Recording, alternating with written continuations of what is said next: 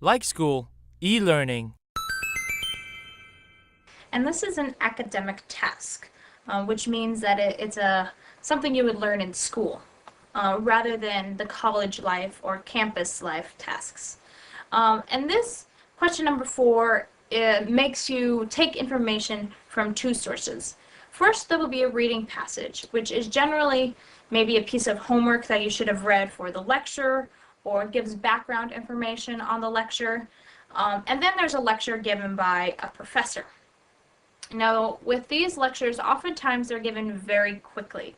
So it's important to take easy to understand notes. And it's important to take these notes quickly. This question says, the professor discusses why bats and dolphins use echolocation. Explain how this relates to the concept of convergent evolution. Now, convergent evolution, as we learn in the lecture, is when 2 different species, or 2 different animals, develop the same physical traits, such as maybe size, or sharp teeth, or claws, or tools, in different situations. These species are not closely related to each other. It's not like apes and monkeys. They're very different creatures in very different places that have developed the same tools. With this task, however, we are expected to tell the listener how the lecture relates to the reading. And the first thing we need to know is what echolocation is. And so I put here, define. Define means give the meaning. Tell me the meaning of echolocation. Is the ability to detect one's surroundings by the emission, meaning the projection or release, and detection, the hearing or the absorption of sound waves. So the way this works is when a creature who uses echolocation makes a very, very high-pitched sound. We humans cannot hear this. And those sound waves go out into the creature's surroundings and bounce back. They hit an object and bounce back. And depending on how fast that sound wave takes to go and hit the like the rock or the tree or whatever and come back, depending on how long that takes, the creature can determine where it is. And so we're expected to explain more about what echolocation is and who uses it. Echolocation is meant for the survival of animals. It's meant so animals can use it to live. And the lecture gives the example of bats and dolphins. Both of these creatures use echolocation, but they use them in very different ways. Bats are out at night. I'm sure you know all what bats are. And they go out at night, they eat fruit, or, vampire bats suck your blood, or insects mostly. And going out at night gives them many advantages. First of all, their competition, the people who are also, the animals that are also hunting fruit or blood or insects are not hunting at night. Also, the prey is unaware. The prey can't see where they are. So there are many advantages to going out at night.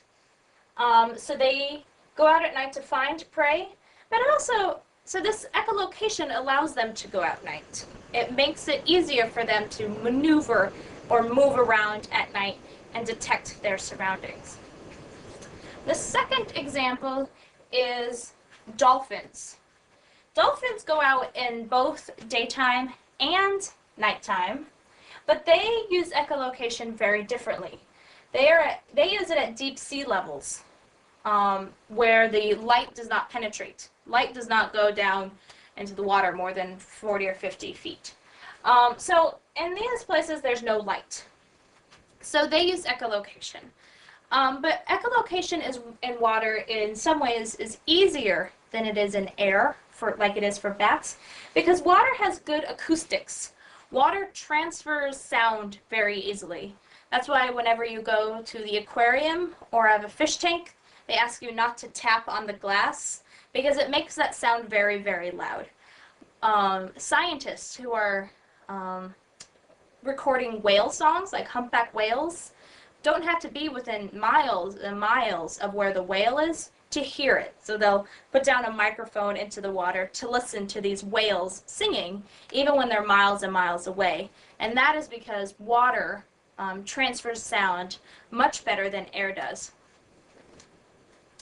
Now we need to relate the bats and the dolphins and echolocation back to the reading. Remember, the reading told us what convergent evolution is. Convergent means come together. When two different things, or maybe three, two or more things, come together in one point. And evolution, as I'm sure you all know in your science classes, is how creatures adapt to their surroundings. They evolve. One individual will have a mutation that benefits him, and then he is more likely to produce babies, and then these babies will eventually have this mutation that is good. So they evolve, they change. So that's what convergent evolution is. So now we have to relate these explanations back to this.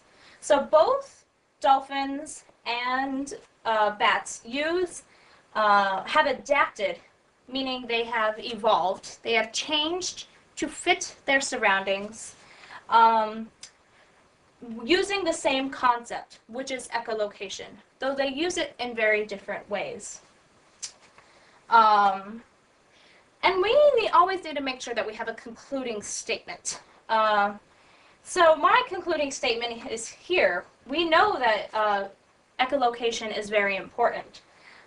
So without echolocation, EL, these animals would not have survived. So this is how I structured this response. You can structure this response differently. Oftentimes, since the reading comes first, students like to talk about convergent evolution first. Define convergent evolution, and then talk about echolocation.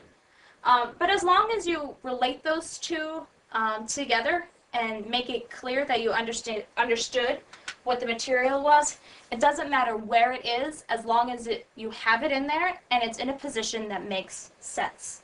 So when you're looking at mine, you can see that I waited until the end to define what convergent evolution was, but you can always put it at the front. So take a look at my response, and hopefully you learned something.